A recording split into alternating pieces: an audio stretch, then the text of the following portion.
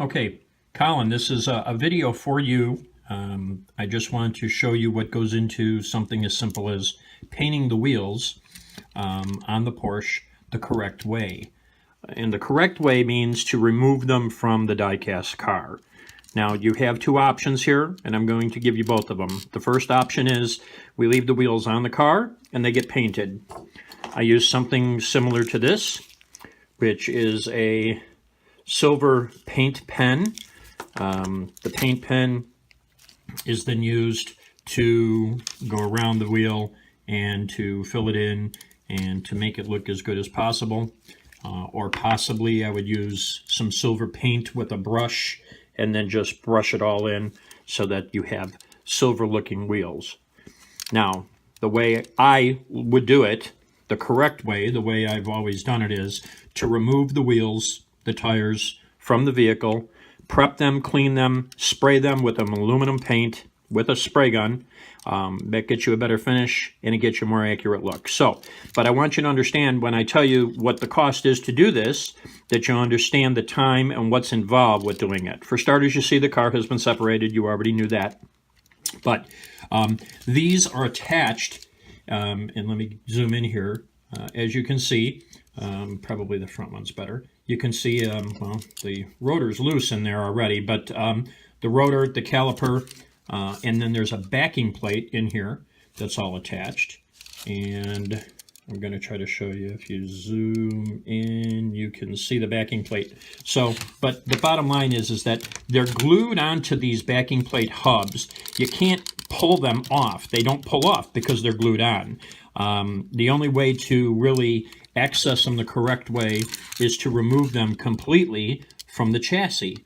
To do that, I have to take the suspension out. That includes removing this and then removing each one of these backing plates with the tire and wheel attached to it. And then over here, removing this plate. And then this should come out. Now, as we flip it over and look, there are 2 screws here and there are 3 screws there. We're going to go ahead and use the fine screwdriver and take those screws out. And this is pretty simple stuff. Some of the screws are tighter than other ones, but this is pretty simple as far as this part of it. Now, once that's done, I can turn this over, and then I had broken these loose on both sides already, but normally I would use a screwdriver to get underneath each side here and to snap that loose. But what happens is that when we pull this up, and I'm hoping you can see this. This is the first time I've ever done a video like this with a little selfie stick thing. We should be able to. It doesn't want to cooperate.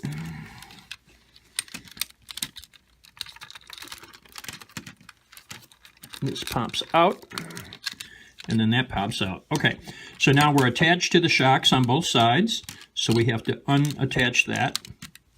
And then these don't lift out. There is a small little plastic stud that goes actually through the bottom here. It's hard to see. You can see a little washer, maybe, right here. So at this point, what I have to do is I have to get in here with a small screwdriver, get underneath there, and actually pry this up. And that popped out. Good. Good. Okay. So you see this backing plate on here. Okay. This is what spins freely, but that's what's attached to the wheel. At this point, what I normally would do is, and we would save that washer for next use, is I use something like this, and I've done this a million times, so I know the process that's involved. And I set that on here just like this, because you see how this kind of sticks through, so I can't set it on a flat surface. I need something to catch it. So I set it on this cylindrical tube, okay? Then I use a small round punch type device, and I can't see what I'm doing, but I'm looking at the camera. And then what I do is I go around and I tap this, and then tap this again on the other side, and then tap it hopefully a 3rd time. Yep, there it goes. Okay, and it falls through. So now it has separated. You can see the back of the wheel. You can see where that fits into this area on the backing plate, you see, and that allows that to spin. But this is where the glue is attached. I've actually had these glued so bad that you can't get them apart, so and it takes a little bit of work. But and this is the rotor, which of course would just get fitted right back on here and glued back on for further assembly. So now what I'm going to do is, where'd it go? Again, I apologize if it looks like I'm fumbling, but I've never done this so with the camera. This one I'm going to get underneath here and pull up this one. Okay, and that broke free too. This one has the little washer still on it.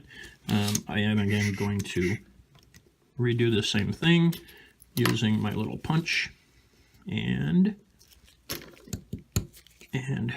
you just tap all the way around it, normally 3 or 4 times, and then it'll break it loose, and it did there. And again, this is where we're at. Okay, I don't know where I lost it fell, but anyhow, I do have the rotor here. So now I have to separate this. So now this leaves me the wheel, which is what we want to do, what we want to paint. These are close. They're not 100% exact. I think trying to find the exact 100% perfect wheel is going to be a hard thing to do. These are as close as you're going to get. I do believe once these are painted completely in aluminum, they will look just like the wheels on the car. Now, again, this needs to be completely cleaned, and then I actually put a plastic adhesion promoter on it, and then I spray it. Or, you know, we can do it the easy way. The easy way is, you know, $5 a car for all 4 wheels, and I just whip some silver paint on them.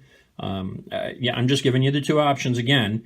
The other way is this process, taking these off, and the front's pretty much the same thing. I have to remove this. I have to break these out. I have to break them off the backing plate, just like I did here with this, just the same thing. Bottom line is probably $20 a car, which is $5 a wheel. That includes cleaning them. That includes prepping them, and then painting them, and then, of course, remounting them. So that's where that stands. I'm going to need you to decide how you want to approach that, whether you want me to go ahead and paint them that way, or again, for $5, I'll just go ahead and paint up the wheels and make them look a lot closer. They're going to look silver. They're going to look like they match a lot better than they do now. But we'll get rid of all that shiny chrome, which isn't on your wheels. But that's the situation with that. And I'm going to come back here in a minute and show you about the hood holes and what your 2 options are there as we move forward. And hopefully this wasn't too boring, and I hope it explained a little bit about what's got to be done in order to do it the way I would like to do it. And we'll talk to you soon.